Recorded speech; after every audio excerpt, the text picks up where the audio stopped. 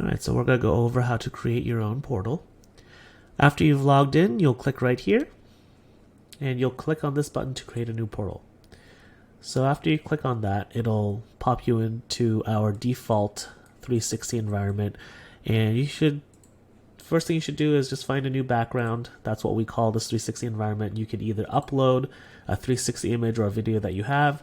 You can generate a new one using our trained AI models if you have a pro subscription, or you can use some of these free ones that are available here.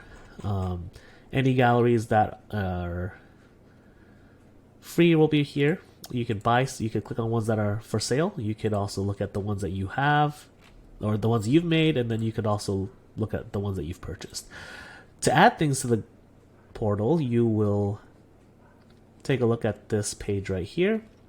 You can add 3D models. Again, similar to the backgrounds, there are a bunch of models that people can upload, and you can either see that they're free or if they cost port tokens. You can edit the objects that you've placed in your portal, and you could also look at the ones that you've uploaded. So the two types of assets here, actually there's three: 3D models, text, and images. Just like with the backgrounds, if you wanted to create an image, you could do that with AI here. We have Midjourney for free here, and if you wanted to use a more specific AI model, you would have to subscribe to our Pro. So let's just add a quick image just so you guys can see what it looks like. I'm just going to add this first one here.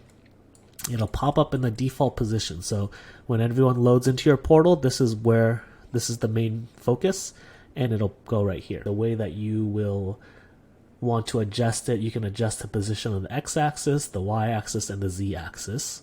You can also rotate it. The default has a duration, meaning if you want to rotate it 180 degrees, it'll take this amount of milliseconds for it to complete that. If you want it to just be stationary, you'll go 0, and you can rotate it as you please.